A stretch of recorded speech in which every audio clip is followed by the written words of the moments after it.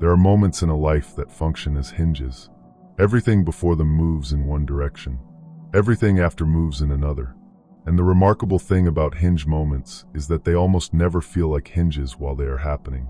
They feel like ordinary days, like more of the same difficulty, more of the same uncertainty, more of the same unremarkable forward motion that has characterized the whole season. The significance of the moment is almost never available from inside it. You are in a hinge moment right now, not approaching one, not preparing for one that is coming eventually. In the specific kind of moment that, when you look back at it from further along, you will recognize as the place where everything began to move differently. The difficulty of seeing it clearly from inside it is part of what makes it a hinge rather than a milestone. Milestones announce themselves. Hinges do their work quietly, in the ordinary texture of a day that does not feel like it deserves to be remembered. This one deserves to be remembered, not because of what is visible in it, but because of what is moving through it. The question worth sitting with honestly is not whether something is changing. Something is always changing in a life. The question is whether you are positioned to receive the specific change that is approaching, whether the interior orientation you are carrying matches what is about to arrive, or whether there is a gap between your current posture and what the next season actually requires. Most people, when something genuinely good approaches after a long season of difficulty, are not positioned to receive it fully. The difficulty has trained certain reflexes into them that made complete sense in the conditions that produced them, but that work against reception in the conditions that are forming. The vigilance that protected you during the hard season can prevent you from fully opening during the good one. The guardedness that kept you from being destroyed by disappointment can keep you from being filled by what is coming. The low expectations you adopted as a reasonable protective measure can cause you to miss or minimize what is genuinely arriving. The interior work of this moment is a specific kind of updating, not the abandonment of wisdom gained through hard experience. The recognition that some of what the hard season installed in you was calibrated for the hard season and needs recalibration now that the season is shifting. The protective postures are not permanently necessary. What they were protecting can be opened now, not recklessly, not naively, but genuinely, in the way that something which has been kept closed for good reason can finally be opened when the good reason has passed. If this is finding you in the right moment, subscribe. These words are built for seasons like this one, and the next piece will matter when it arrives. There is a specific kind of courage required at the end of a hard season that is different from the courage required in the middle of one. The courage required in the middle is the courage to keep going in the absence of visible reason to keep going. That courage is demanding, and you have demonstrated it repeatedly. The courage required at the end is subtler and in some ways harder. It is the courage to stop bracing, to let the guard down, to actually believe that what is approaching is not another setup for disappointment, but a genuine arrival of something that belongs to you. That courage is harder because it requires genuine vulnerability. The bracing kept you protected. Releasing it means exposure to something you cannot fully control or predict. And after a season that has made the cost of that vulnerability very clear, choosing it again requires a specific quality of trust that the bracing, for all its protectiveness, cannot produce. But here is what the bracing also cannot do. It cannot receive. The posture that protects against disappointment is the same posture that closes against genuine arrival. You cannot brace and receive simultaneously. And what is approaching requires reception.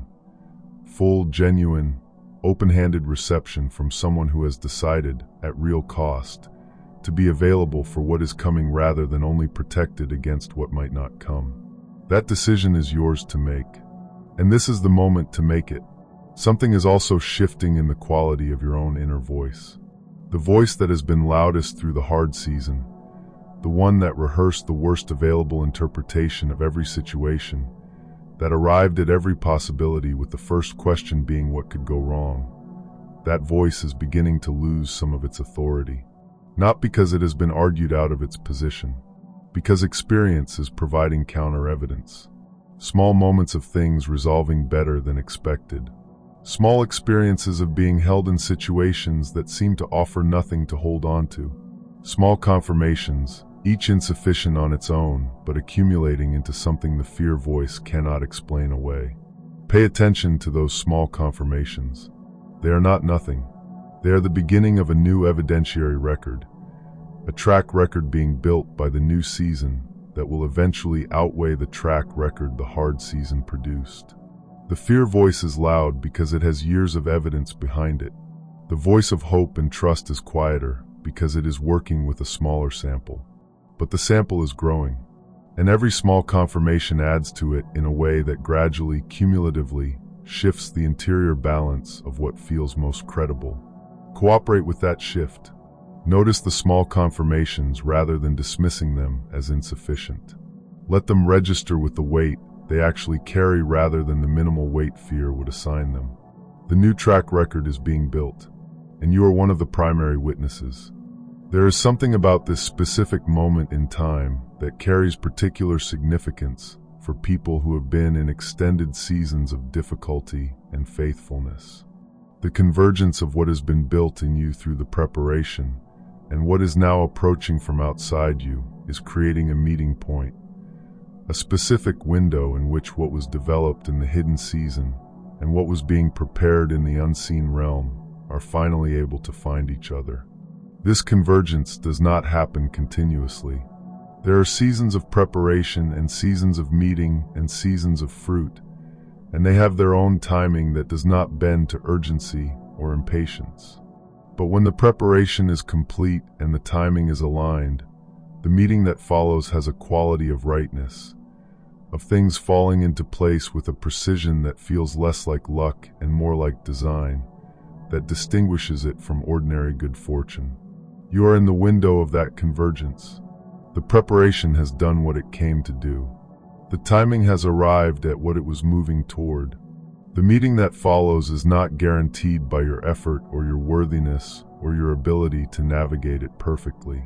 It is the natural consequence of a preparation that was real and a faithfulness that was sustained and a God who does not abandon what he began. The convergence is happening, and what it produces is going to be worth the full weight of everything the preparation cost. There is a link in the description for anyone who wants to support this work. What is given toward it from genuine resonance is what makes it possible to reach more people in more hinge moments. That door is open if it calls to you. Practically, this moment calls for one specific orientation that encompasses everything else worth doing. Pay attention, not anxiously, not with the scrutinizing intensity of someone trying to force significance out of ordinary events, but with the genuine, grounded, open attentiveness of someone who knows that something is moving and wants to be present when it arrives rather than distracted past it.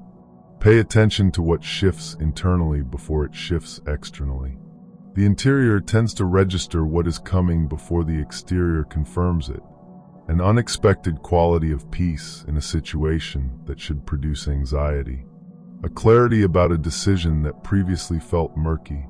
A sense of rightness about a direction that recently felt uncertain. These interior movements are not imagination. They are perception.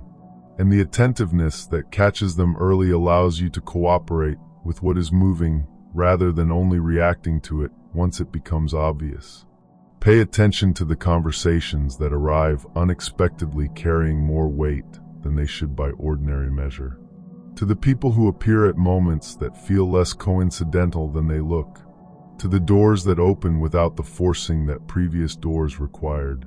To the moments when what you have been carrying privately suddenly finds an external expression that feels like recognition, like what was always there finally becoming visible to someone else.